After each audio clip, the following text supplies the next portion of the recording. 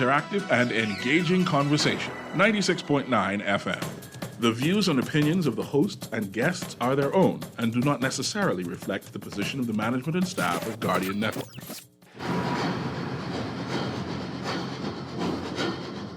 The Revolution is brought to you by J.S. Johnson, Commonwealth Bank, Ron's Electric Motors, Cafe Joint Canoe, Carrie's Fabric and Uniform Store, Ministry of Finance, Bahamas Bus and Truck, Popeyes, Bar Retreat, Burger King, and Fidelity Bank Bahamas.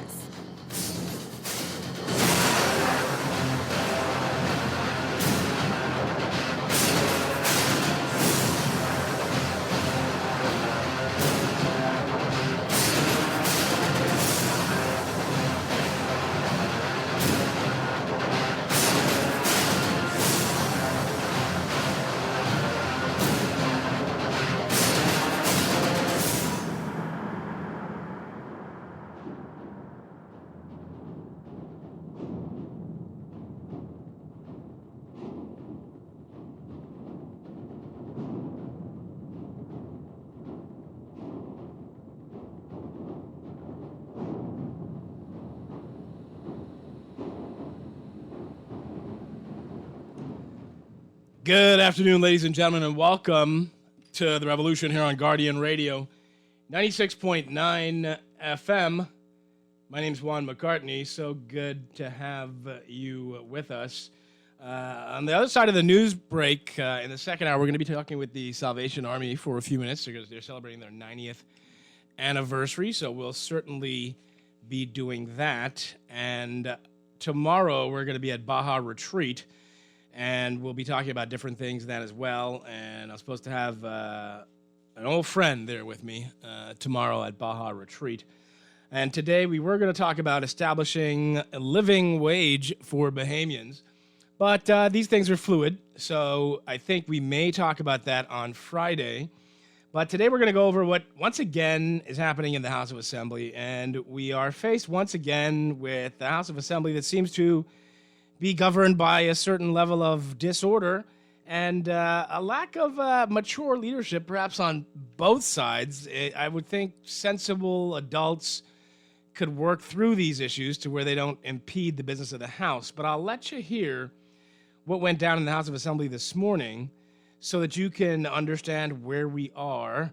And then we'll try to assess and break it all down because it speaks to really our democracy and where we're headed. And can there be effective governance and legislation moving forward? But first, I want to let you know that you could take advantage of the Mother's Day sale at Carrie's Fabric and Uniform Store and receive 20% off store-wide. At Carrie's, find a large selection of beautiful fabrics and lovely Mother's Day gift ideas. That's Carrie's Fabric and Uniform Store on Mackey Street. The telephone number is 393-0758. That's 393-0758. Before we launch into the audio, I want to also say this. We talk about staying relevant and making sure that we're on topic and that we're not having radio that is not attractive, that does not make for a good discussion or a good format through calls that are not related to anything we're talking about.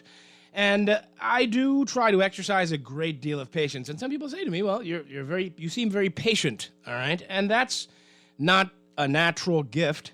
That is only through practicing and practicing and practicing and strengthening my patience muscle, and also a technique that I have learned through years of living with people, right? So you are married, and every day is not always the best day, and you will at times. Remember the old adage, don't go to sleep angry when you're married, right? So that's a total lie, right? You will at times go to sleep angry because you're angry, right? And sometimes you won't be able to resolve an issue before the night ends, all right? But what I like to do, all right, and what we try to do in my relationship, all right, is to start over, all right? And so you wake up in the morning and you're going, am I gonna have my day today continue an argument from yesterday? if it wasn't that consequential, because sometimes you argue over stupid stuff like your tone of voice, right? Like if I speak a decibel over as I'm speaking now, my wife tells me I'm shouting at her, So, and if I speak at all, not very calmly, she thinks I'm being ultra aggressive with her, and so you get an argument over silly things sometimes, and so you wake up in the morning, and you go, let's start over. All right? Let's start over. We have a great relationship, and today's going to be a good day. You have a bad day with your kids. They were freaking out. They were getting on your nerves, as kids often do. And you wake up in the morning, and you go, let's start over. All right? Let's start over. Today is going to be a good day, and we're going to have a good day. And that's the approach I'm taking to this show, right? So some of you do things that annoy me, very much so, and take liberties, very much so, that I do not appreciate. To the extent that I do things that annoy you, it is my show, and you're free not to tune in or participate. All right? It's more a one-sided thing. But every day, I'm trying to start over. So when you call my show multiple times because the things just pop up in your head and you believe that it sounds good to other people for you to speak for minutes ad nauseum, when they've gotten the point the first time, I try to start over every day and go, yesterday wasn't a great day. Today's going to be better, so we start over. So with that in mind, today we'll start over, all right? And we'll try to approach this as mature, sensible adults who, through reciprocity, are trying to learn from each other, all right? Having said that, let's listen to Halson Mutri. This starts about a minute in or so. In his remarks, which it doesn't matter the first part. What matters is what you need to hear about what he said about the testing and the people coming back to work, and then the back and forth with the Prime Minister and Ellsworth Johnson, if you want to call it a back and forth, and just really the intensity of the speaker's remarks is striking. But take a listen.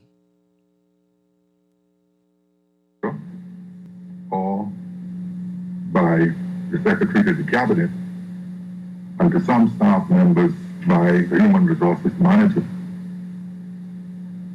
Now, what disturbed me was, first of all, was that there was no communication with the clerk of this Parliament, who is still able to communicate via technology, and I keep in constant communication with him. And no information was passed on to the Speaker. So members were able to come to the last meeting on the presumption that they were tested negative without any documentation of those tests. Now, the most disturbing part for me was to discover that certain persons were called and were notified that they were negative with no conditions attached, while other persons were called and informed that they were negative, but that they should not attend work or this Parliament until the contract tracing process was complete. And there again, no one contacted the Speaker or the clerk with respect to this process. Now, one of the members of this staff was called in out of the quarantine that was established by the Speaker and was told that she was protected because of the antibodies that had developed in her system as a consequence of her having contracted the virus. She was called in out of the quarantine. But after she did the test on Friday, the same person who was called in out of the quarantine was told that she cannot attend the Parliament and take her seat at the clerk's table, even though she was negative. Now, that caused me to reflect on the circumstance of September 2020 when that very person had contracted the virus. When the speaker asked for members to be tested,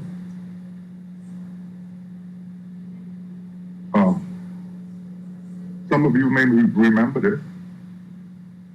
A new COVID protocol was released by the cabinet that only those persons who were in the presence of that individual for more than 15 minutes needed to take the test. And see, I'm concerned because we're dealing with COVID-19 and we cannot be playing games with people's lives. Now, it was impossible for anyone to determine whether they were in the presence of the young staff member who had contracted that virus in September because no one knew that she had it until we got the test. But because the speaker requested that members be tested, a new protocol evolved.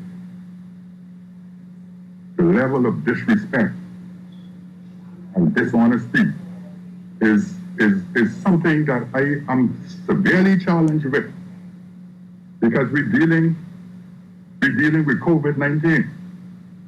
Now the result of telling that individual that she cannot attend this parliament is that the two persons who are considered loyal to the speaker are denied the right to be in this parliament. While a member from the cabinet, whom I just dismissed this morning and notified her without and explained to her that it has nothing to do with her and that she should not have been dragged into this situation. Members of the cabinet are allowed to come with no condition after the test. But members, staffers who are loyal to the speaker and should be loyal to the speaker if they understand the Westminster model of governance, are forced out of this parliament. And I'm supposed to just sit idly by and accept such a circumstance.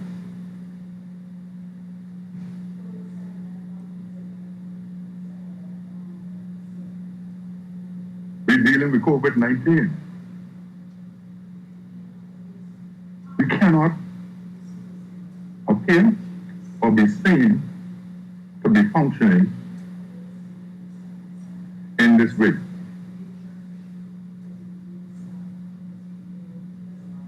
How could you call someone and tell them that they're protected because they have the antibodies 1 week, and the next week you call them and tell them, even though they tested negative, they cannot attend to this parliament. And the speaker is not afraid of that decision. The speaker has to go and dig and question. And thank God for some of my legal training, I was able to glean answers out of persons as to what is really going on.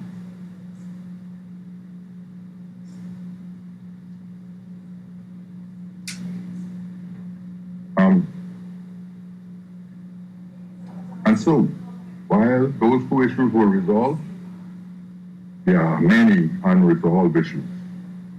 Matter of fact, it's time for the staff of this parliament to be paid their overtime for 4 years now. 4 years. It's time for this parliament to pass a resolution so that we can meet in hybrid form, face-to-face or virtually. It's time.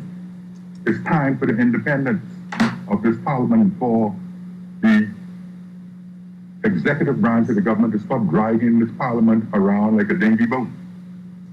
It's time for the independence of this parliament. Now, you know, I don't want anybody to misconstrue my statements. I've seen a lot of response with respect to me indicating that if you don't want a war, don't start one. And I say that because, as far as I'm concerned, this is an Ephesians 6 and 12 moment in this parliament. This is a matter of light and darkness, good and evil. For we wrestle not against flesh and blood, but against principalities, against powers, against rulers of darkness and wickedness in spiritual wickedness in high places.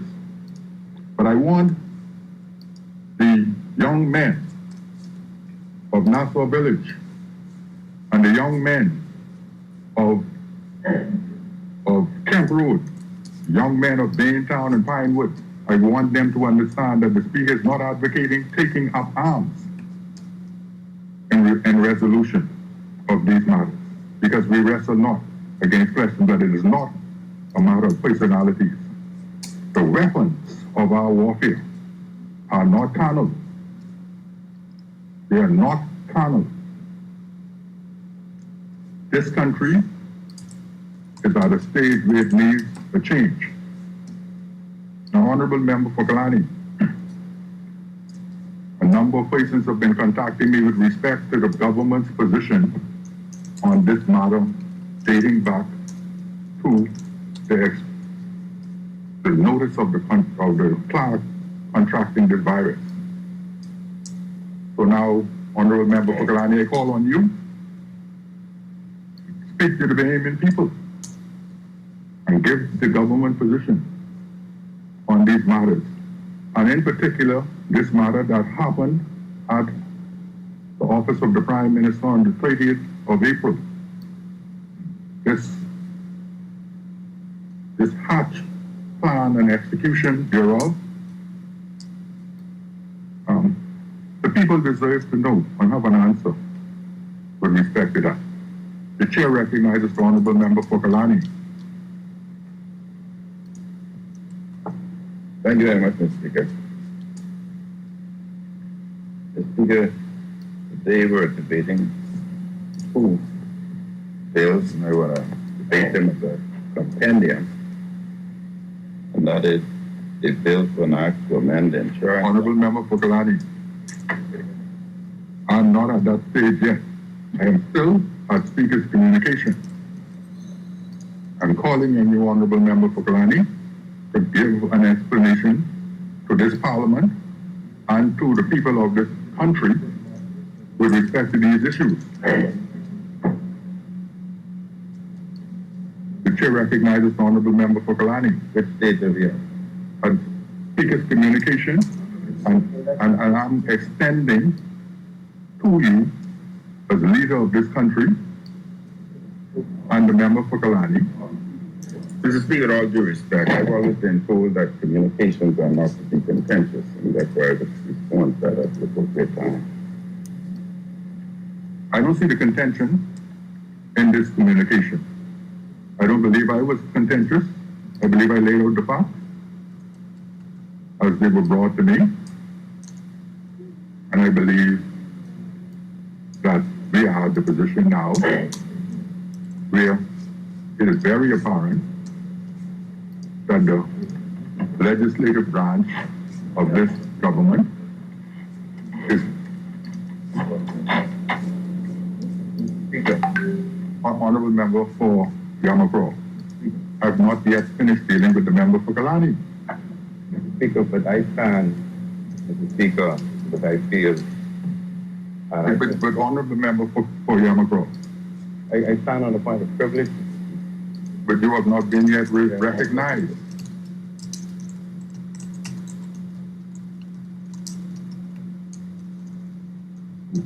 Honorable Member for Yamakwa, what is your point of order? Because I stand firstly on the point of privilege. I am a member of the cabinet. The point of privilege is, Speaker, a number of statements were made this morning. By whom, Honorable Member? By yourself, Mr. Speaker. So, Honorable Member, you're suggesting that I'm being contentious in what I presented? No, Mr. Speaker. Mr. Speaker, I'm just making an observation and inviting you to consider, Speaker, my submission to speak on the points of privilege. I stand here to say, Speaker, and a number of assertions were made about executive dishonesty, further on. Honorable Member, let me stop you there. I never made any assertion from this chair about the dishonesty of the executive. Then that is your interpretation of what I said. But I never made any assertion of dishonesty. You spoke about your independence.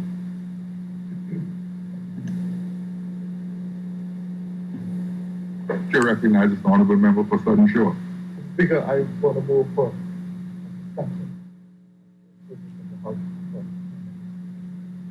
it's not in the movement. Honorable members, it has been moved and seconded that the business of this House be suspended for 10 minutes.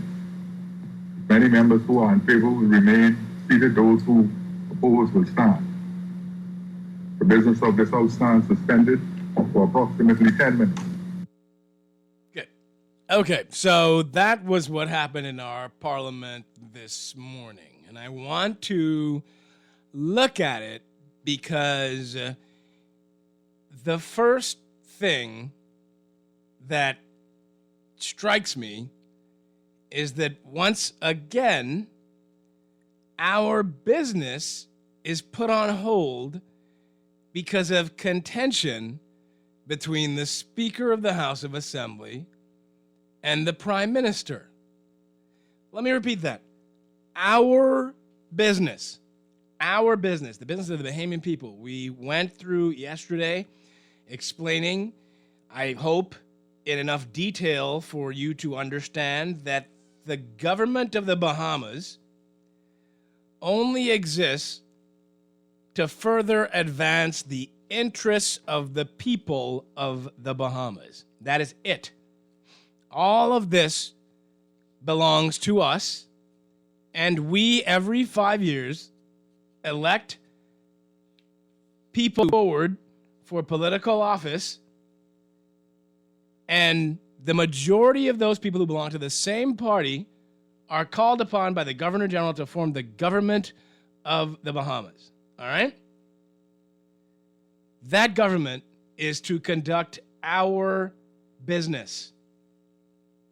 How does this help further our business, our interests?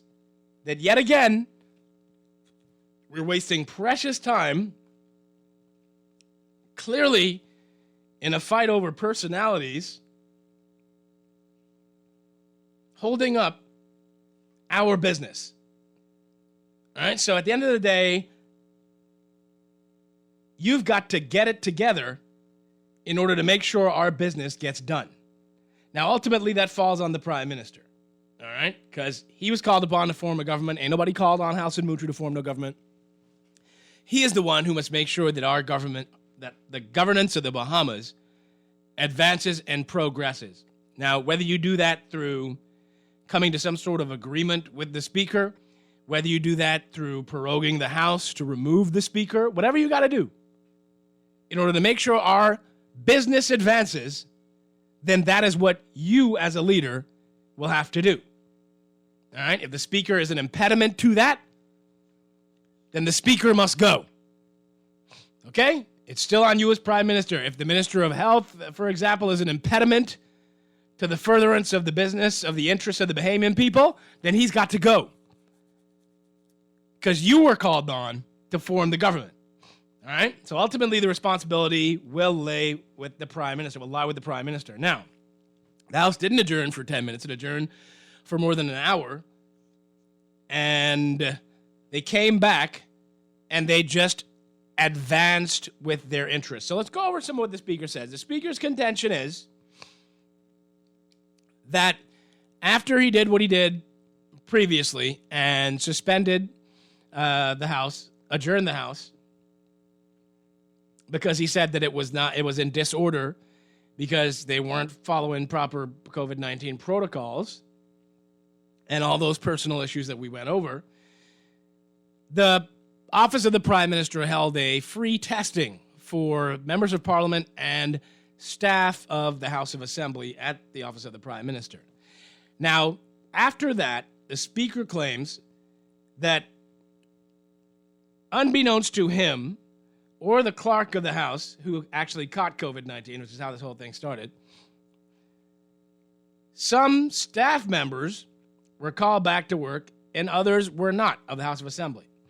Some members of Parliament were called and told, you're negative, but you don't have to follow any quarantine procedures. You can come to the House of Assembly. Speaker says nobody told him, nobody told the clerk. Now that's wrong. All right? That's just nonsensical. So, among the thousands of people who are managing a budget of over $2 billion, an economy well over $10 billion, who are overseeing it anyway, overseeing the fluid functioning of it, you're going to explain to me that it is an impossibility to set up a system of communication, establishing a chain of command that says who's supposed to inform whom about COVID-19 test results and when. Y'all can't work that out among y'all. How many staff members of the House of Assembly are there? Maybe 20? All right? There's 39 members of Parliament. There's 16 senators. That is so large a number that there has to be confusion about who's informed and who is not. The Speaker makes a valid point in that 1 week a staff member is told it's okay to come to work because you have antibodies. I assume he's talking about Asheran Lightbourne. And 1 week, the next week they tell Asheran, don't come to work, even though you tested negative. All right? The Speaker has every right to make a communication. So I'm not going to fault him for that at all. He has every right, even though he's bizarre at times in a lot of his communications, he's every right as Speaker to make his communication. And if he's upset about COVID-19 and the protocols and what's happening in the House, then that's totally understandable. And his claim is that the Secretary to the Cabinet is doing a lot of things that he believes Parliament should be doing. All right? Now, I'm not saying it is the Secretary to Cabinet who called anyone back to work, but I have not heard in any previous Parliament where the Secretary to Cabinet had the level of involvement the Speaker claims is being had in the affairs of the Parliament outside of just making sure bills are paid. All right? And so far as calling people into work or whatever, if that's the case, then that would be beyond the pale. That would not have been something that I'm familiar has happened at all. All right? And he's perfectly fine to talk about what's going on with that. And though it seems that it's a waste of our time for you to have to go through that publicly when you should all be mature enough adults to handle that in private, then I would say, fair enough, you guys can't handle that maturely in private, so you handle it publicly. So, for instance, there are often things that have gone down in management at Guardian Radio that people want to be addressed publicly. And really, it's not a concern that rises to the level of we should air that out in public. All right? These are things that are technical in nature, that there are bumps in the road. Sometimes a broadcast goes down, sometimes a generator goes down, sometimes a piece of equipment goes down. All right? These are not things that we would air out publicly. because we don't know that they rise to the level of the entire nation needs to get in on this. But if you're upset about the COVID-19 protocols and insofar as it's caused the work of the House of Assembly to come to a standstill, sure thing. Make your communication about that. However, it gets bizarre when he now lumps in every grievance with that. So now we gotta learn. We gotta talk about the overtime pay for 4 years. That comes before us, right? We need to know about who's not gotten overtime pay at the House of Assembly. We need to know who's not been confirmed as Deputy Chief Clerk of the House, right? We need to, once again, go through this issue about a resolution for a hybrid meeting of Parliament, which I think is a good idea, but you got to read the room, Moutri. If the Prime Minister wanted there to be a hybrid form of Parliament in the pandemic, he would have done it. You keep saying it, but it's not going to happen. You say it's time for the executive to stop dragging Parliament around like a dinghy boat. Fair enough. We've heard you say that before, over and over and over. But if you want to bring it into your communication, then fine. Now, here's the point where it gets over the line for me. You're the speaker. You have every right to make your communication. No problem. However, I believe, and I'm willing to be convinced otherwise, but it seems to me that the speaker is out of order in calling on the Prime Minister to explain himself. How is that furthering our democracy, or does that just satisfy the speaker's ego? The Prime Minister, who, last I checked, was elected to Parliament just like the speaker, must explain himself in a matter that we don't really know he's personally involved in to the Parliament in public. So your relationship has deteriorated to the point that you can't talk as men, right? As adults. I'm not even going to put a gender on it. As adults, you can't speak to each other as men, right? If we cannot speak together as men, if we can't work together as men, and I know that the situation ain't going to further the greater interest, then as a man, I'm going to step aside. That's me. All right? I'm not going to continue this contention, and I certainly am not going to call you out in public to answer me. I've had a problem with very few people that I actually cared about. But in terms of, I know I can't mess with you, I don't attempt to work with you. Right? It just is what it is. I extricate myself from any dealings with you. If you and the Prime Minister can't have a conversation behind the scenes, one-on-one, as the Prime Minister and the Speaker of the House of Assembly, as men, and y'all known each other for years, then what makes you think that that's in the public interest, the people's interest, in the people's house, to call him out to explain himself to you? And when he doesn't do that, you're unwilling to move on with the agenda of the House. You made your communication. Your communication is not required to be accompanied by an explanation of the Prime Minister. You communicated what you communicated. Ellsworth Johnson comes, and he says that here's some contentious language. The Speaker says, I don't know if you think I'm being contentious. Of course you're being contentious. You know you and the Prime Minister have a problem, a relationship issue, and you're calling him out to the nation to explain himself for what you termed as deception and dishonesty. And you did say dishonesty. Ellsworth Johnson said, there's accusations. You didn't say the executive is being dishonest with those exact words, but you claim dishonesty in how the Parliament is being dealt with. The implication is clearly there. So how does this serve our democracy? How does this further the business of the people of the Bahamas that this pettiness continues to go on? So there's an issue with the executive's involvement in the running of the Parliament. It seems overreaching in this particular Parliament. And there's also an issue of maturity and a need to check the egos on each side so that our business can be conducted properly. And so you ask, well, Juan, what does it matter? Well, it matters because if this is how you conduct the business of the House of Assembly, then how do I know how you conduct in our business when we can't see you?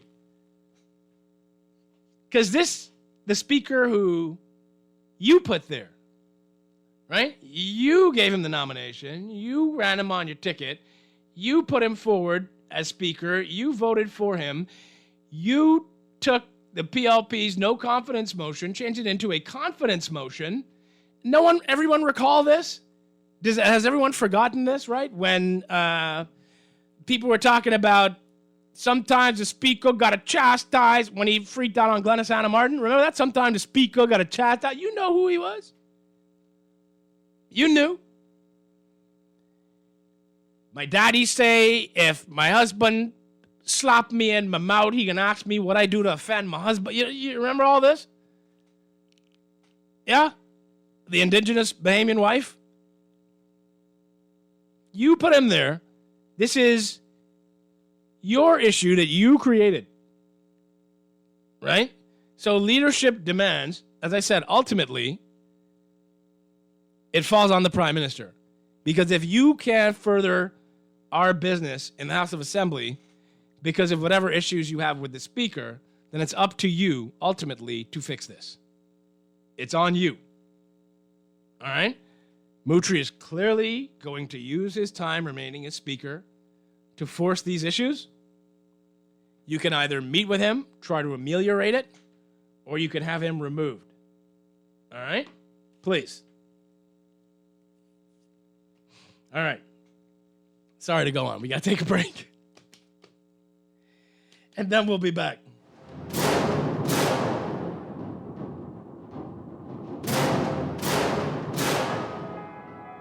In life, there are always challenges. Today, we find ourselves having to be more self-sufficient, socially aware, and technically savvy. At J.S. Johnson, we are committed to our customers by providing cost-effective insurance solutions. No matter what your insurance needs, we will always be here for you. Call 397-2100 or visit jsjohnson.com. J.S. Johnson Insurance Agents and Brokers, giving you peace of mind. Tired of banks forcing you to use technology to bank the way they want you to? Your convenience is important.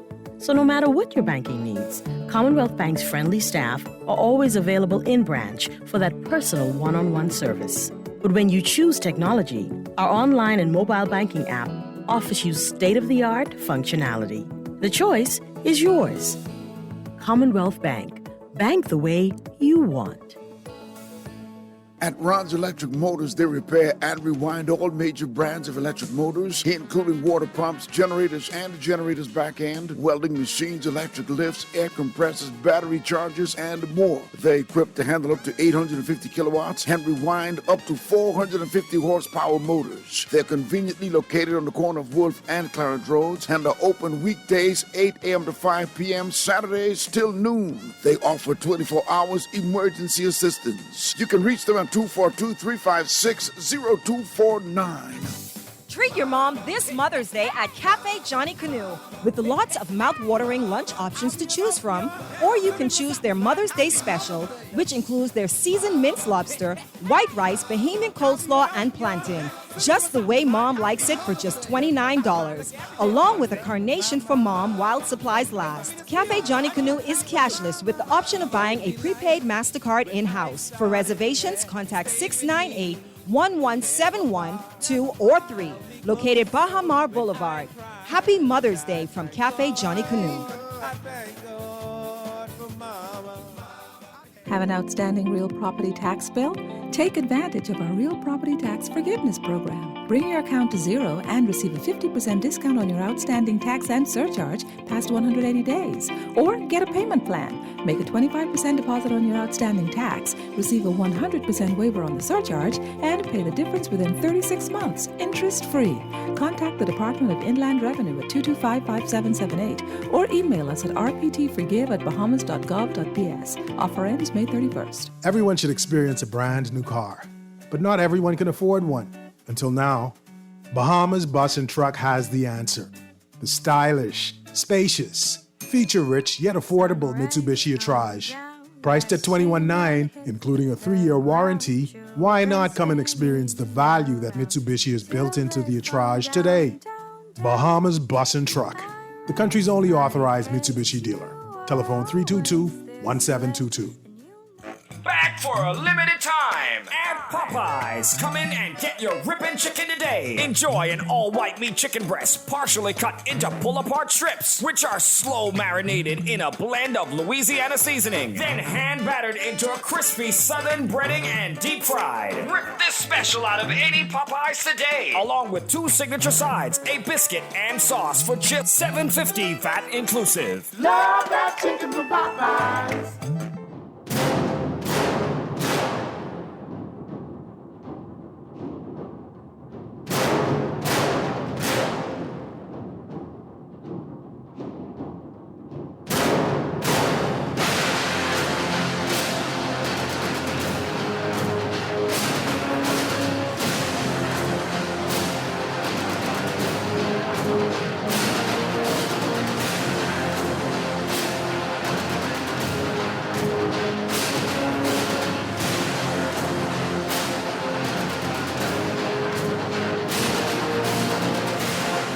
Good afternoon, ladies and gentlemen. Welcome back to Revolution here on Guardian Radio, 96.9 FM. Juan McCartney, so good to have you with us. We only got a few minutes before the break, and after the break, as I said, for a few minutes, we'll be speaking with the Salvation Army about its 90th anniversary.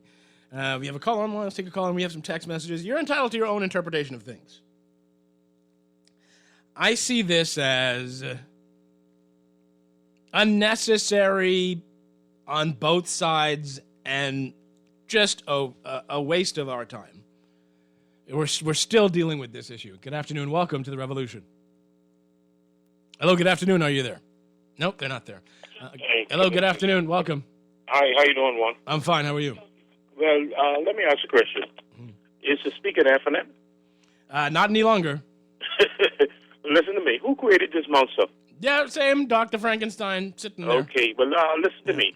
If they don't have the testicular fortitude to remove him, then what happens to us as behemoths? Well, this is what I'm saying. If the speaker's impeding your agenda, the mandate that we gave you, then remove him and remove him, either prorogue the parliament or go seek another mandate. Well, I'll tell you this one. If they don't do it in another week or two, the behemoth people will remove all of them. Okay? Yeah. This is a waste. Thanks. Good afternoon. Welcome to the Revolution. No, I would pray for a more mature democracy on both sides. And, look, it does ultimately speak to the leadership of the Prime Minister. It does. You got to make these things more smooth, more clean. Says, so Juan, where's the problem with him calling him out? The Parliament has been petty from inception. The Parliament has never had an independent speaker. Every other speaker has been a yes sir, no sir man for their party. I don't have a problem with the speaker ripping anyone a new one.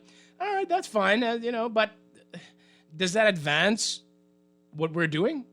Good afternoon. Welcome to the Revolution. Good afternoon, Juan McCartney. How are you? I'm fine. How are you? Wonderful, man, and always great show. Thank you. I interpreted it a little bit more in depth where Prime Minister was placed unexpectedly to do what the speaker asked, and there it is. He couldn't think on his feet. What happened is that I don't have a camera to see anything, but I can imagine him looking around for somebody else to say something, and that's just what took place. But also Johnson, he needs a cabinet to make decisions, and the speaker put him in a position where he has to answer the speaker, and really he didn't. But does he have to answer the speaker? Is he required to do so? No.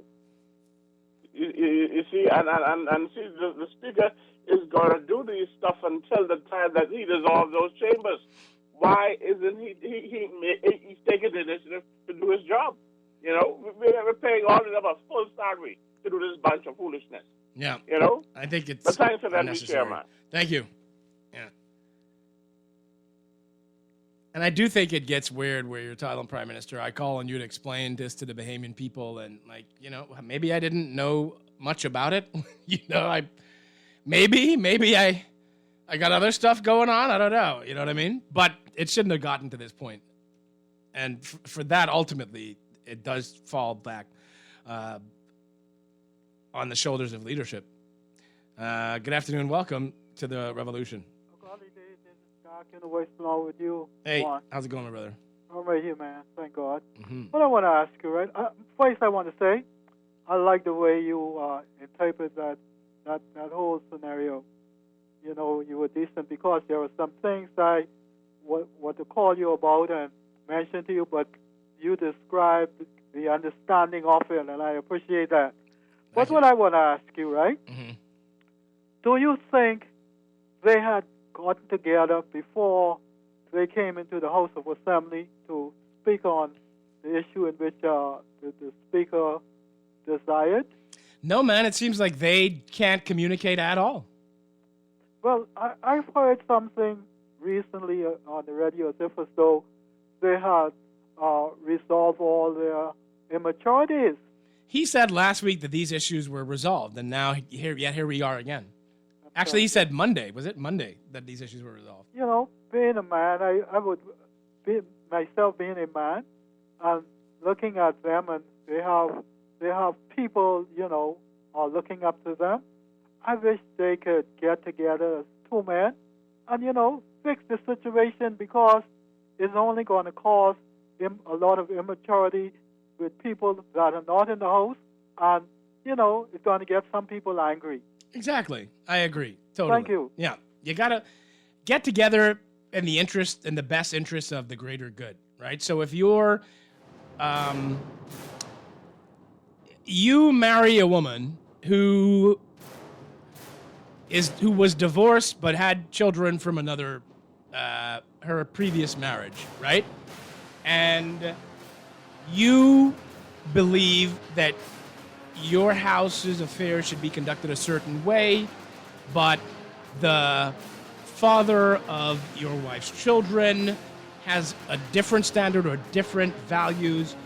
To the extent that the child flourishes and grows, you two have to get together to have an understanding as men as to what you both deem acceptable that benefits the child. And you don't have to like each other to do it. Okay?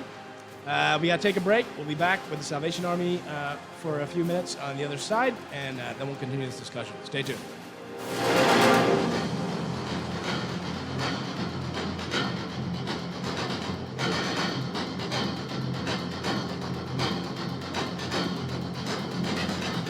Wait, why you look so mashed up like clothes at the washer? No, but just a hard day at work. Hard day? What happened? The breakfast lady ran out of tuna and gritty. We need to start joking about everything, you know. This serious, boy. This real serious, boy. Wait, what's serious? Tell me. All right, well, today, boss gave us boy one big contract. And nobody else get a chance and nobody say nothing. Boy, you know that ain't right. You know government contracts ain't supposed to go that way. Yeah, but nobody's saying nothing. Boss man just tell people to sign the papers. Then he send me to meet this boy downtown and collect this envelope. You need to tell somebody. You need to become a whistleblower. You know I's a real man, but I never blow no whistle. I be drunk all my life and junk, you know. No way. A whistleblower is someone who tells people what they see when they see something wrong happening at work. But I ain't no whistleblower, and I ain't no snitch. I still white there, you know. But ain't nobody can know it's you. All you gotta do is call Crime Stoppers, or you could text them from inside the Crack Crime Bahamas app. They don't ask about you. And your call goes straight through to Miami, so nobody know you is. And if you text, your message get mixed up like Kong Salad. Call 328-8477 from Nassau, or 242-300-8477 from the Family Islands. The Sourdough King is back at Burger King Nassau. This fan favorite features 2 quarter-pound savory flame-grilled beef patties topped with thick-cut smoked bacon, 4 slices of melted American cheese, ketchup and creamy mayonnaise, all on toasted sourdough slices. Get your sourdough sandwich as a single or a double and add ice-cold Pepsi and fries or onion rings for a perfect way to fill your day. The flame-grilled Sourdough King is only here for a limited time and only available at Burger King Nassau, where taste is king. It's a special day for Mom and she deserves the best. Bring her into Baja and let's de-stress. We'll pamper her and make her feel safe. Get Mom a nice spa day. Come visit us at Baja Retreat Spa. Purchase a gift for Mom and call us today at 323-388-8888. 6711.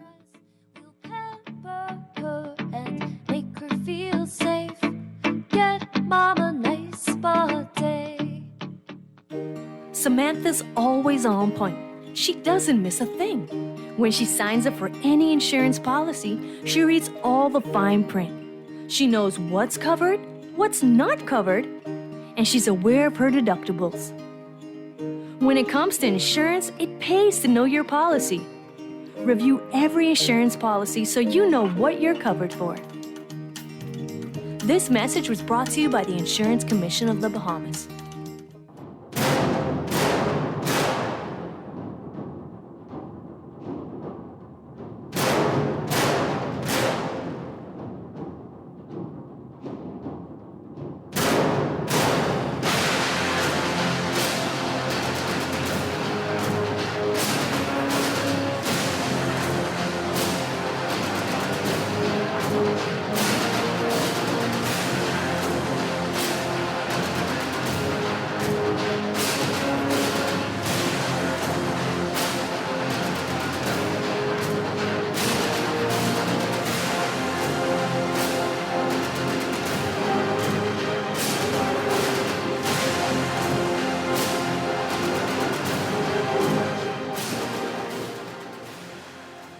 Good afternoon, ladies and gentlemen. Welcome back to the Revolution here on Guardian Radio, 96.9 FM. My name is Juan McCartney, so good to have you with us. We are expecting the Salvation Army to join us shortly. They have not yet joined us, but we will hopefully have them with us soon. Until then, we can resume our discussion about what happened in the House of Assembly this morning and just the broader concern that we really need to have our democracy function more smoothly. Good afternoon. Welcome to the Revolution. Hey, good afternoon. How you doing? Hey, right here, Anton. How's it going? Okay, I'm good, thank you, and good afternoon to the nation. Mm-hmm. Well, I have a different perspective on what took place this morning. I appreciate you playing the recording back. I didn't catch it, but look, Juan, I completely support. As a matter of fact, when we last discussed this matter on your show, I recall calling on the speaker. I recall telling the speaker on your show that it was not enough that he simply made that one-line pronouncement that all is well with him and the Prime Minister, that he owed the Bahamian public a full and comprehensive explanation of what the challenges were and how they were resolved by the member for Kalani. And that is exactly, in my view, what he sought to do this morning, listening to that playback that you played for us. And in addition to that one, that indeed is a part of the people's business, because what took place and the resulting action, in my opinion, is a national disgrace. One, it's no way in this world, no staff of the government should be paraded before the media at the office of the Prime Minister to conduct a medical procedure in a COVID-19 test, which should be covered under medical privacy. That is an invasion of privacy, one, and it was a national disgrace, and it was a purely political exercise and stunt played by the Prime Minister. And it was to the dismay, I'm certain, of the innocent staff of the House of Assembly who were subjected to their superiors in that exercise. And it was even worse, one, that as the Speaker explained, that he was not made aware, nor was the Chief Clerk made aware of what was taking place. That's the height of disgusting, one. And I'd end with this note, one. The Speaker has the authority to conduct the affairs of Parliament. The Prime Minister is first among equals in Parliament.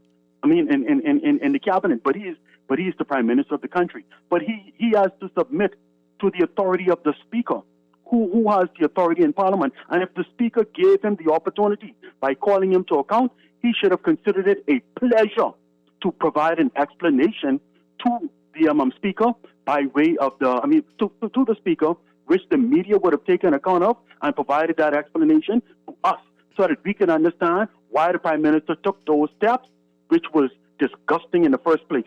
But he chose to run away from the Speaker. He chose the path that he's been choosing over the last 4 years, which is not to be held accountable, which is not to be transparent. And I want to encourage the Speaker in his stance right now, Juan, to continue to hold the Prime Minister fully to account while carrying on with the business of the Bahamian people. Thank you for the opportunity.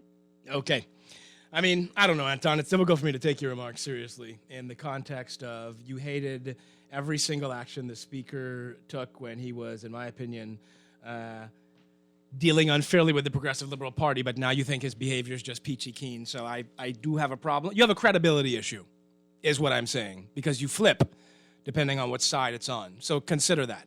But we do have on the line with us now the Salvation Army, and we're going to speak to them. They're celebrating their 90th anniversary. Good afternoon. Welcome to the revolution. Hello, good afternoon. Are you there? Do we have the Salvation Army with us or not? Can they not hear us? Well, why don't you try to see if we can connect with them, and then we will have them on. I'm sorry, there seems to be some sort of difficulty with the link. I do want to give them an opportunity. This says, OMG, I agree with Anton. I believe the Speaker is correct. We must hold these parliamentarians accountable, Juan. We are really sick of their lack of transparency and unwillingness to follow their own laws. Now, I don't know, though, that the parliamentarians are accountable in terms of who was communicated with about a COVID-19 test. I don't know that. You see, I don't know that's fair to say that somebody, because the Speaker wants to give the impression, and he's claiming he laid out facts, but he just laid out his version of events. I don't know those to be facts.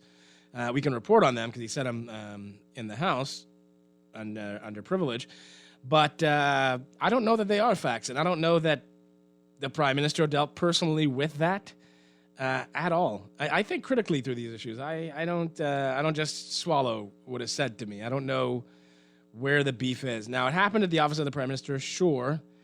I don't know what Anton's talking about, invasion of privacy. We see people online for vaccines and take their pictures all the time. That's a medical event. Mm-hmm. It says, hey, Juan, we need to give the caller DeVitt his props. He said the Speaker would do this again. Yeah, he did.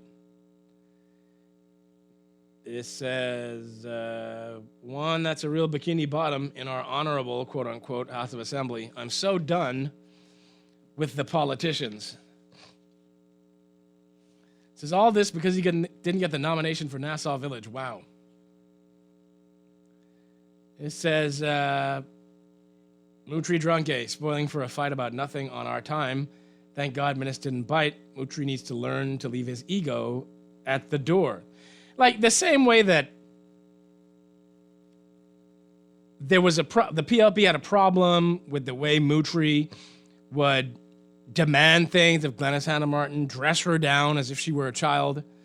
Like the same standard applies to the other side as well. Like it's not appropriate. You're adults conducting business in the House. You're duly elected members of Parliament. The Speaker doesn't make the rules of Parliament. The Speaker makes rulings in Parliament, and he's entitled to make a communication, but no one's required to respond to him. All right, we got a phone call. Let's go. Good afternoon. Welcome to the Revolution. Juan, how you doing? I'm great. How are you? Wonderful. Not bad. Juan, I am so proud of you. You know, you're a young man with integrity. I'm glad that you came out and spoke as you did after Anton made those statements, because we have to deal with facts in this country, and we have to be very careful of constantly bashing the leader of our country and bashing people without the facts. So I just want to weigh in and let you know, Juan, we all know that Mutri is a little bitter right now, and I'm glad you gave the Prime Minister a chance to get the facts, or not give him a chance to get the facts, but you made sure that there were facts before you make accusation, because that's what Anton seemed to always be doing. And I want Anton to know we're all Bahamians here. I'm not trying to get on your case, Anton, but let's get facts first before we jump on the radio and make statements and talk bad about people. We have to give an account for some of these things. That's all I want to say, Juan. Thank you. Okay. Yeah. because all I know is what Mutri said happened.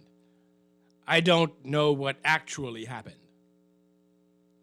So I can't just go, well, the Prime Minister knows what, and this is his doing, and he was behind it, and despite Mutri, I don't know that, right? And I find it incredible to say that Monday, all our issues have been resolved, yet today, there's yet again another issue, okay? We have the Salvation Army on the line, do we? All right, great. We're speaking with the Salvation Army. We'll have to take some of these calls a little later. Just ask them to call back if you could, Kermie. Let's give the Salvation Army their time. Good afternoon. Welcome to the Revolution. Good afternoon. Hi. I'm at a bit of a disadvantage because I wasn't given the information about who I am speaking to. Would you mind introducing yourselves? Sure. Melanie Coakley, the Community Relations Associate for the Salvation Army Bahamas Division. Okay, great. And you're the sole person on the call? Yes, I am the sole person this afternoon. All right, excellent. Well, I'm sure they sent the best person. All right, so tell me about the Salvation Army. You're celebrating 90 years. I had no idea the Salvation Army was that old. Like, I know it was been around for a long time, but I didn't know it was 90 years. Yes, sir. May 3rd marked 90 years of service to the Bahamas. And so we thought that we would just remind the public, as you once said, you didn't know that we were that young. Right, there you go. I didn't know. So how did the Salvation Army start? Like, explain it to us, how it started and how it's grown. Well, in 1931, the Salvation Army started with Colonial Mary Booth. She was the territorial commander for Bermuda. Mm-hmm. She was on her way back from there and made a stop at the dock at that time and came through town and saw that there was a need in the community for that type of work. And immediately upon her being here, it was a decision made that the Salvation Army would continue its work in Nassau, Bahamas. And so shortly thereafter, about a few weeks later, we had officers on the ground serving the community. And that's how the work all began. Excellent. Tell us about the mission of the Salvation Army. Like, what is its core mission? What is it seeking to do? Well, its core mission as the Salvation Army is meeting the needs of those in its community. As you would find, the Salvation Army is in 131 countries. However, it may look a little bit different depending on the territory, because when the Salvation Army goes in, it goes in to serve the needs that are most needed. And so they function on a day-to-day doing that, maybe feeding the hungry, maybe persons, children who are blind, where they operate schools, maybe nurses and doctors where health is needed. So the Salvation Army goes in with a commitment of serving those in need in partnership with the community. And so since the Great Depression started till now, you've been here in the Bahamas, and how have you expanded? Oh, wow, yes. From 1931, we've been here and still serving. We would have opened up a corps in Eleuthera Palmetto Point in 1985. In 1932, you would have a corps that was opened in Freeport, Grand Bahama. Then you also have our division in Turks and Caicos that happened in 2011. And so the Salvation Army, as you would have seen, continues to grow in its work. Definitely, you have the School for the Blind, the Women's Shelter, feeding the hungry, emergency and disaster. The work, it just continues to grow depending on the nature of what is going on in the world. Absolutely. Now, the question that I ask of everybody who's in some sort of service mission is, how have you seen things shift during the pandemic? Because normally you guys deal with a great level of need, but this has been something unseen in generations. What have you been seeing as a Salvation Army? Definitely, yes, as you would have seen as an organization, as we were around from the Great Depression. For us, many of us weren't around during that time. We have seen what we found back in 2020 was the new in need. And so persons who were normally going to work, functioning, be able to take care of themselves, meet their bills, have a good life. And then all of a sudden, that just changed overnight. And so adjusting your programming to also address their needs, definitely, as well as meeting those that are already at the poverty line and slowly falling below it. And then now you have us addressing the issue of pandemic poverty, because now you would have had persons, yes, they're returning back to work. However, it's on a part-time basis. There's still need for food assistance.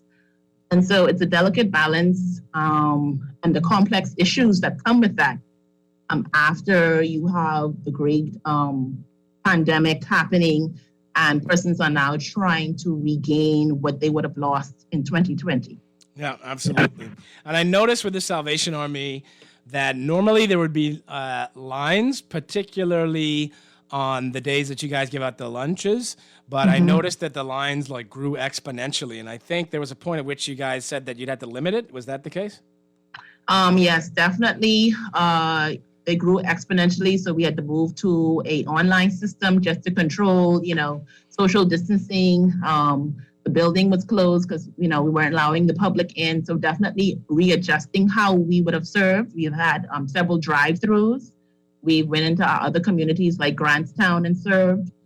We've identified a time that we just served seniors. So definitely looking at ways to meet the needs of those in our community has had to be adjusted. And we've had to become very creative to make sure that everyone is safe also during these times. Now, the Salvation Army is dealing with a level of need that is inexhaustible, to put it in that term. And you only have limited funds and resources to try to address even just a tiny amount of it. Yes. Tell us how we can help the Salvation Army.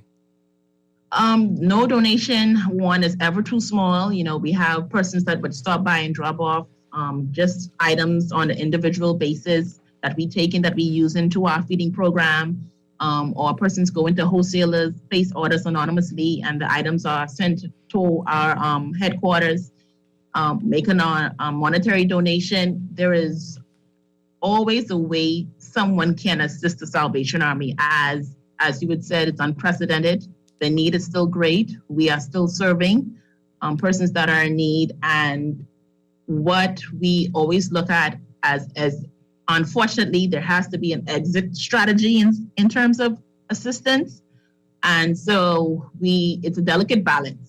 And so, yes, everyone needs food on their tables, yes, but it has to change throughout the program to show that, okay, we are making progress in reference to how we assist persons, because the funding is something that is always can be a challenge.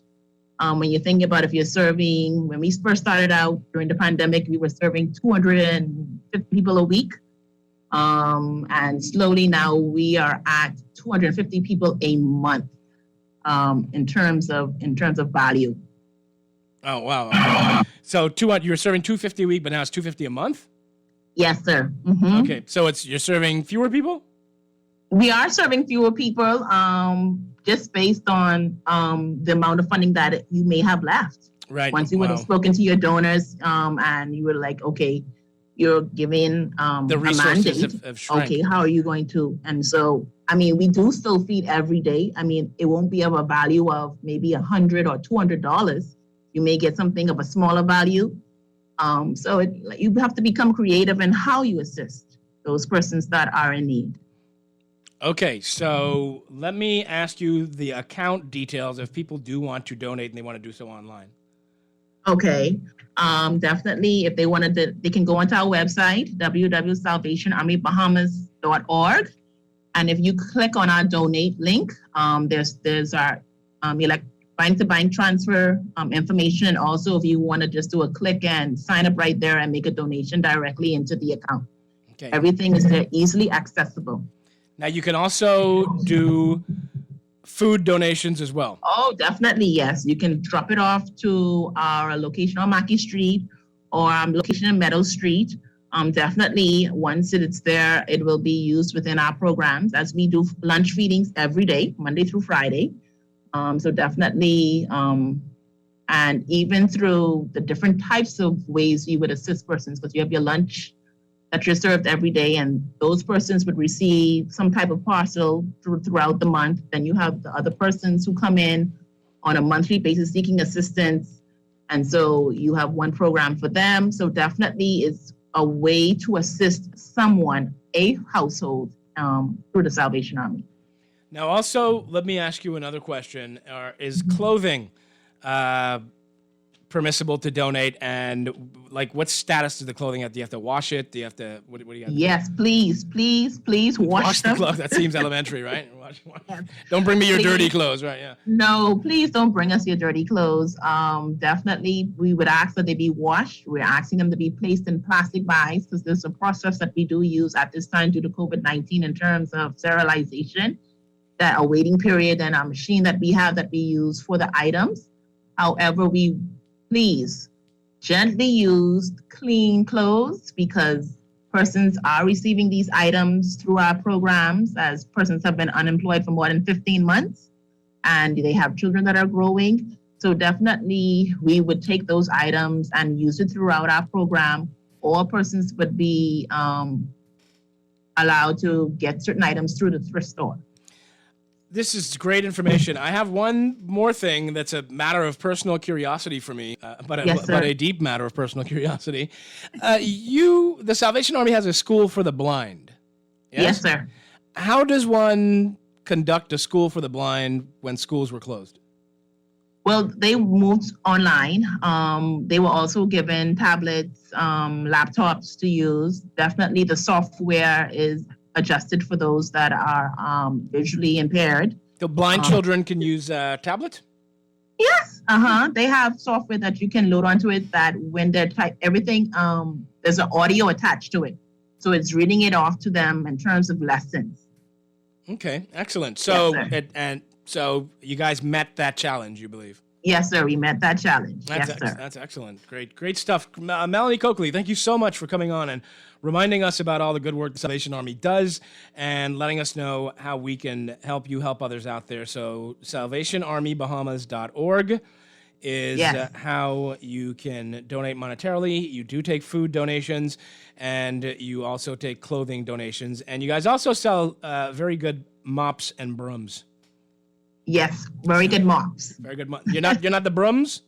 No, we're not the brooms. Who have I been buying brooms from? Okay.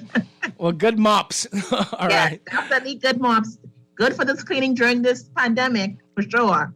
Absolutely. Well, thank you so much for coming on, and we do appreciate all the work that you guys are doing, and we do hope that you get the support that you need. Thank you so much for having us on board. All right. Take care. All right, Kermit, let's do the break. We'll break now, and then we'll just go straight through on the other side.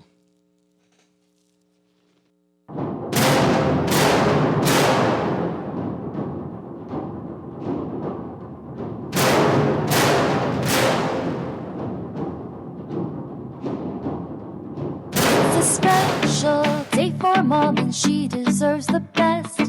Bring her into Baja and let's de-stress. We'll pamper her and make her feel safe. Get Mom a nice spa day. Come visit us at Baja Retreat Spa. Purchase a gift for Mom and call us today at 323-6711. Pamper her and make her feel safe. Get Mom a nice spa day. At Bahamas Bus and Truck Company Limited, we provide vehicles known for quality and durability. From the iconic Jeep Wrangler to the award-winning Grand Cherokee, we've got your everyday driver covered. For larger tasks, our Ram 1500, Mitsubishi Fuso Canter trucks, CMC Verica vans, and Fuso Rosa jitneys do way more than just deliver. We even carry a wide variety of pre-owned vehicles. To keep you going, our parts, service department, and body shop can accommodate our brands and others. Call us today at 322-1722 or email info@bahamasbus.com. Hello, sir. Your credit card bill is due. Hello, sir. It's time for your monthly loan payment. Tired of creditors pounding at your door? Sign up for a debt consolidation loan from Fidelity Bank and consolidate your debt into one low monthly payment. What's more, you'll also earn interest on a built-in savings account. The pandemic has curbed many freedoms, but at Fidelity, our focus is to help regain your financial freedom. Visit a branch or speak to a Fidelity Bank at 356-7764. COVID safety measures in place at all branches. Fidelity, we're good for you.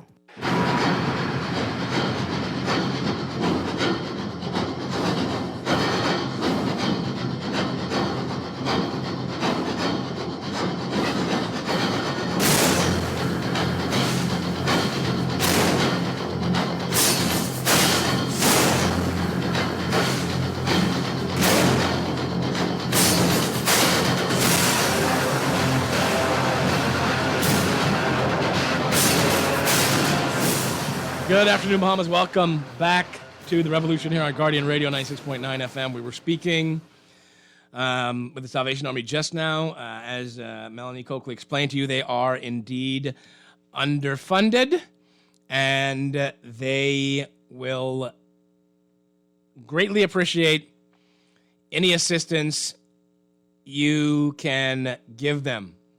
All right? So please help them as much as you can. And every little bit helps. All right?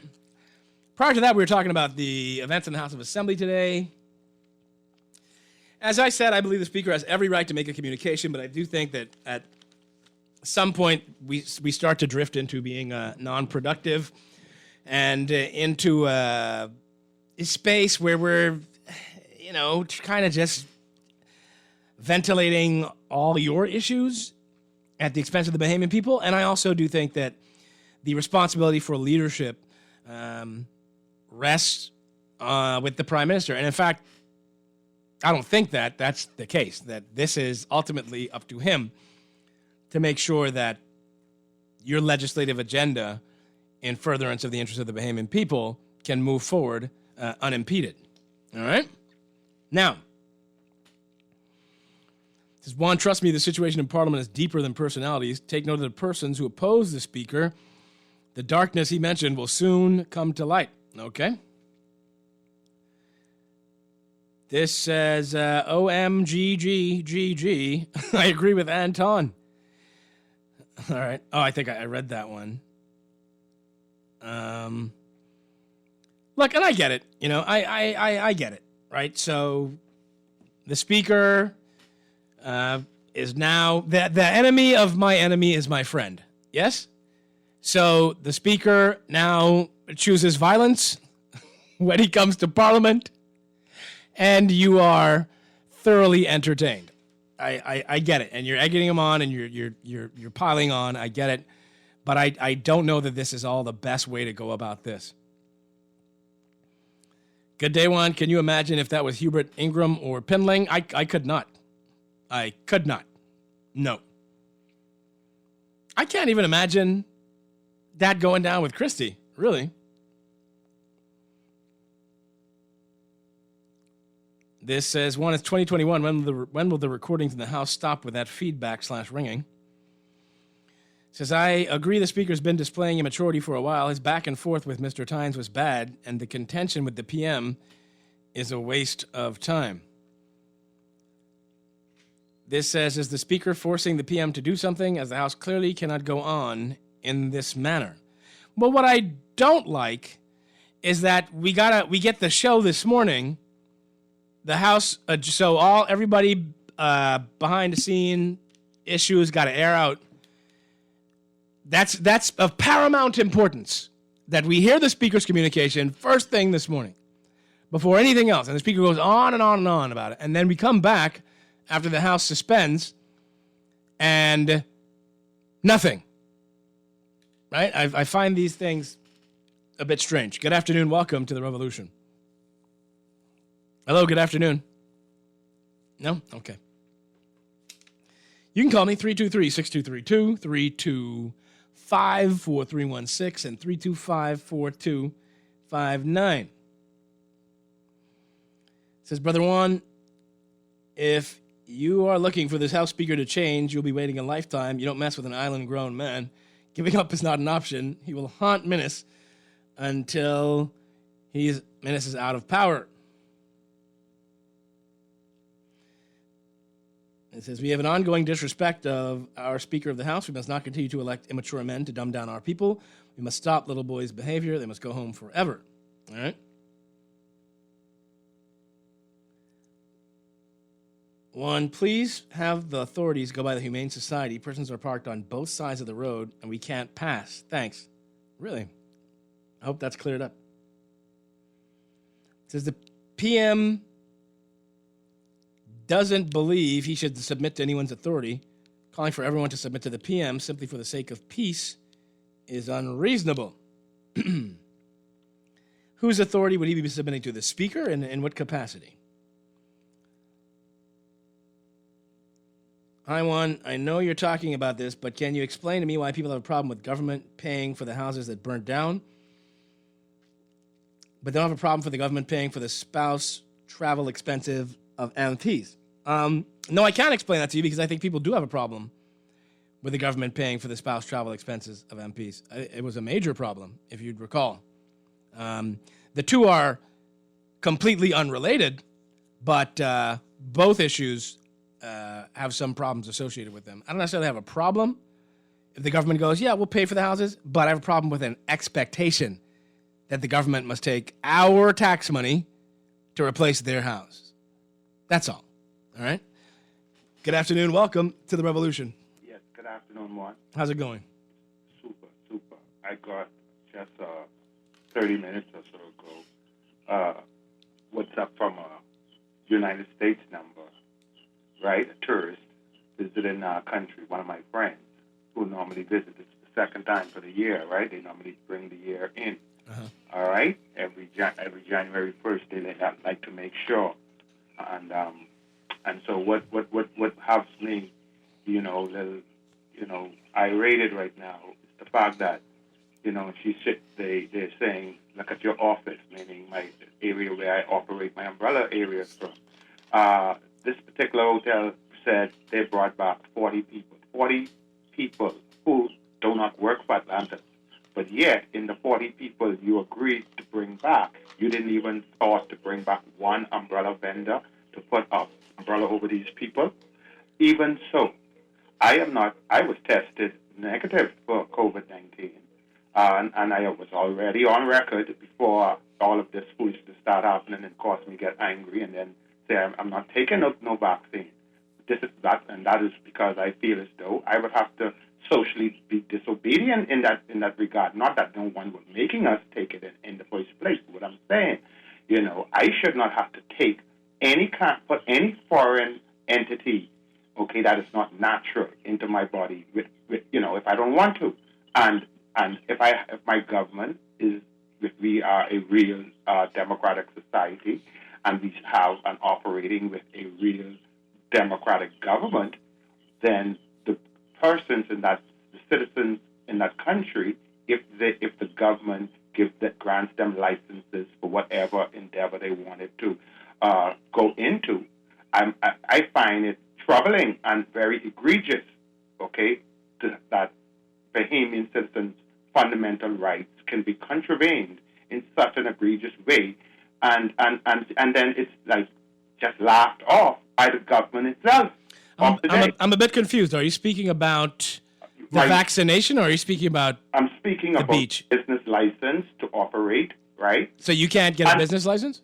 Well, I have already had the business license for the last 5 months. But So then who's preventing you from going on the beach to rent umbrellas? To get to the point, Atlantis is saying they brought back 40 vendors. Now, they only brought back 40 hair braiders and people like that, okay? They didn't brought back no jet ski operators, and only 3 persons were granted licenses to operate umbrella business. I'm the original creator of the idea, so I couldn't object to the government giving licenses to other people. Those other 2 people. When I first started in 2005, the point is, I'm not sick. I am not sick. I already spent my money to get my PCR test, and it came back negative. Now, if Atlanta staff can go to work Okay, I don't need this kind of discrimination. It is so petty. You know. So Atlantis controls if you go on the beach? Atlantis' attorney is saying they have terminated the agreement they had with the beach vendors. Oh, okay.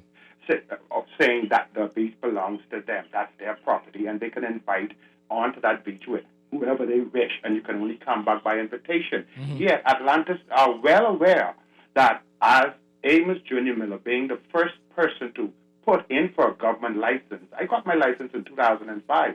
The record reflects in black and white. Atlantis never agreed with me and my attorney to just leave me alone on that beach till 2006. I got the documentation to prove it from then to now. Okay. Everyone knows I don't play with documentation. But anyway, the point being, I am not sick. All right? I am not sick. I have followed the law. Who has said you cannot go on the beach Atlantis because attorney you sick? said they have terminated their agreement with me to operate my umbrella business on their property. And I'm saying to them, the beach is a public beach, yet we have an agreement between your establishment and my business that I will abide by certain rules and regulations that the association itself is a part of. Now, the only people you invite back is the people of this so-called association, which is only made up of hair braiders and the people who sell trinkets. Okay? This association must be made up of people who doing umbrella business, and we're not really putting the jet ski into it because they have the jet ski association, and there's a differentiation between both, or between the three of us. The umbrella people do not operate motorized stuff. Okay, the hair braiders do not operate motorized stuff. Okay, when you put all of the vendors together, you have like about maybe 300 or more, over 100 or less jet ski. Okay, you only have 3 umbrella people, and you mean to tell me they're discriminating? They are being allowed to discriminate. That's the point I'm trying to make here also. That my government, the official of this country, those who are coming in the next few weeks or months, whenever they come, asking people like me to support what? Listen, I just asking what must I support? Foolishness, the further contravention and discrimination of my fundamental, inalienable, and indivisible Bahamian given, God given by birth and blood, right? I gotcha. Okay, well, I got to move on here, Amos. That sounds incredibly specific to you and personal. If you had a legal agreement with a business and they decided that they wanted to terminate that agreement, you should seek a legal remedy. That's as far as I can go with that one. As far as the vaccine, I'm certain no one is forcing you to take a vaccine. Good afternoon. Welcome to the Revolution. How are you? I'm fine. How's it going? Not bad. Mr. McCartney, my view is that the speaker's the only one in the House with integrity for a long time, because the speaker talks about the separation of powers, and the gushy made cabinet. Nobody wants to talk about that. When you talk about the disparity in the voters and the number of voters in the constituencies, nobody wants to discuss that. We have the man who wants to be a leader of this country, right, in this parliament, right, and he goes to power the parliament from a constituency with 1,200 people. Come on, you got Long Island and plus Cat Island, Rumkington, Salvador, and Micah together is only equivalent to the speaker's constituency or the average constituency in the Bahamas. You see, you got North, South, and just the same thing. North and South, them together is one. You see, you get Elutra and Exuma together too. So, the speaker's the only one with integrity. Like they only go in and look at the opposition. They go in there and never present a bill. Who does that? You go in Parliament and never present a bill? The opposition has presented bills before. Which bill? In this time, which bill has they presented to the House floor? Which bill was that, sir? A couple of them. I couldn't recall off the top of my head, but they've been stopped. They had an issue over it before. And what about the accounts, public accounts thing, committee? You see, they got a speaker that is not a bias, to the government, this is the time that they should be doing their job at the Public Accounts Committee. You shouldn't be asking the government what they did with the money, and it's their job to do so. Yes, but they were hampered by doing their job by this very same speaker for nearly 4 years. Yeah, but now they got the rate. But since he became independent, he's changed his mind. But you see that as integrity. Before the speaker was independent, he talked about the separation of powers. This is true, but he did not allow the PAC to conduct its business. Those guys, the parliament in this Bahamas is a parliament that upholds unfair election in this country. There's no separation. You see, which they election? Better be corrupt. I'm sorry. Which election? The upper, lower houses, them all. You know, all branches of government in this country, in my opinion, are corrupt. Okay. All righty. That's fine. It's almost whiskey o'clock, Kermie. Soon. I think the speaker is losing his mind. What transpired today was not normal. I don't think this is the reflection of the government, but the reflection of an unstable mind. I highly doubt the PM is involved with the level of administration that the speaker is suggesting. Good afternoon. Welcome to the Revolution. Ron, if you think that I would not go to a debate at the University of Bahamas, you think I'm going to stand up and give you a straight answer? I cannot give you a straight answer, you know. Maybe he doesn't know. Okay. So I don't know why Moultrie think this man is able to answer him off the bat, you know. But that's something we, as voters, we got to think about because he is unable to do so. Thank you, Matt. All righty. Good afternoon. Welcome to the Revolution. Hello. Good afternoon. Juan, would you take a 30-second call for me? No, Anton, I'm not going to explain that you shouldn't do that. I don't think that you're starved for airtime, with all due respect. Brother McCartney, how's it going? Great show as usual. I like Moultrie. We've learned a lot about the procedure and powers of the speaker that we didn't know. However, his approach needs plenty tuning, and both he and the PM need to be real men and settle it outside the House. Good afternoon. Welcome to the Revolution. Hello? Yes, good afternoon. Good afternoon, Juan. How's it going? Hey, Juan, like 2 days ago, I heard the Trinidad and Tobago Prime Minister had a press conference. He was in full control of the press conference. He answered every question. He makes our beleaguered Prime Minister look like a fourth grader.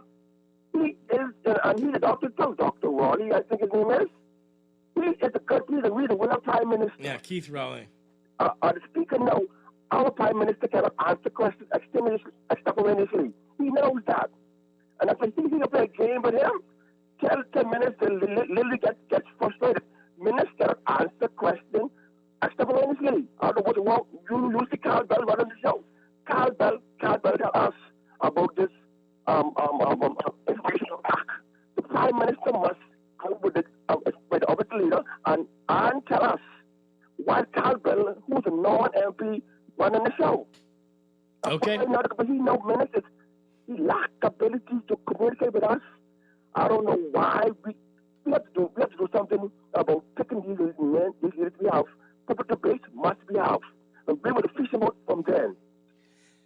You can do something. You can vote, and that will decide who leads you. It says the Prime Minister told reporters last week he had more important things to do. We have too much hatred in this country. The Prime Minister and the Speaker is a good example. Landlord Luciano said we need peace and love. It says, Mr. McCartney, I'm so sick and tired of Mr. Moultrie acting like a spoiled child and an angry black man. Angry black man?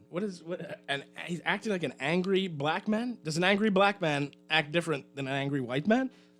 Or an angry Asian man? Okay, as a Christian, he's disgraceful to the name of God. Oh, boy. This says, Juan, you handle all these callers so professionally. You have a great degree of patience. We try. Says, LOL, Amos going to cause us to both have a Scotch Wednesday. Says, Juan, the Speaker don't wear a white wig for nothing. He should have the power and respect of a judge in a courtroom. But the speaker doesn't don the wig. The speaker doesn't wear the wig. Kendall Major had stopped it.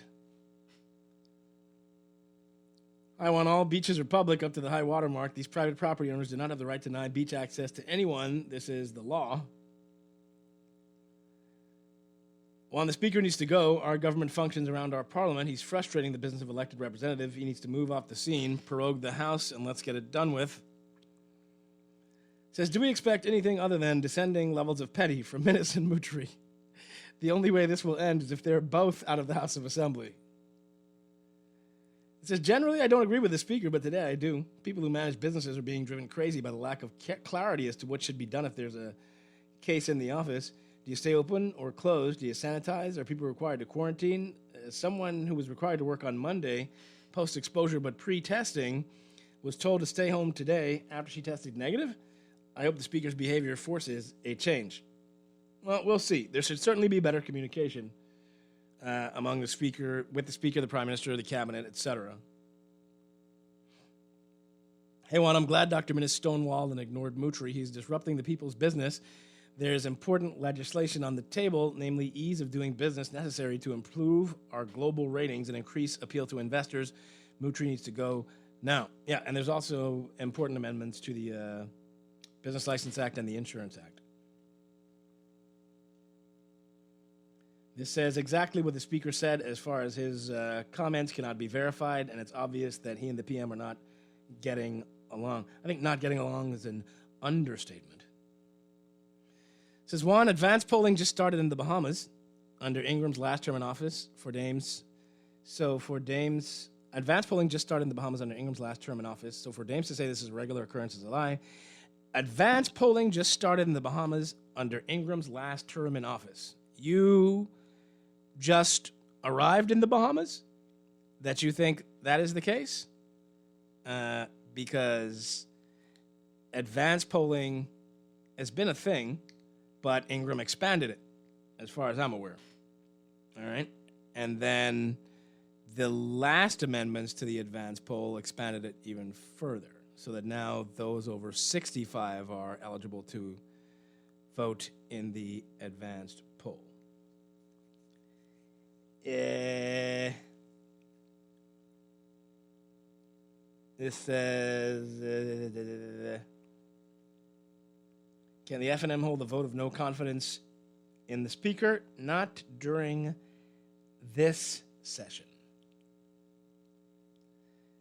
Juan, what people's business? I feel like this is the dictatorship. Laws are passed in the majority of cases to further the needs of the few and not the people. As one of these people whose business the House is supposed to be conducting, I would like the PM to explain himself. That's something that's in the people's interest. I spoke to a former parliamentary commissioner about the advanced poll issue, because when I saw the screaming headline in the Tribune, which I have a problem with headlines being questions, you're supposed to be informing me, not asking me. But I spoke to a former parliamentary commissioner, and he said that it's perfectly standard to ask in advance whose names among these agencies that are eligible to participate in the advanced poll would they anticipate to be voting so that they could compile a register. Insofar as the 65 and older thing, you can tell that just by the voters' register information.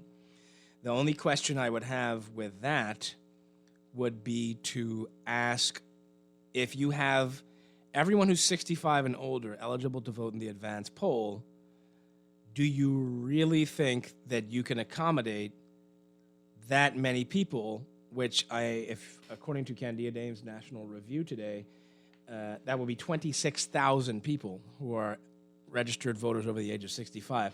26,000 people cannot be accommodated at a single location in one day.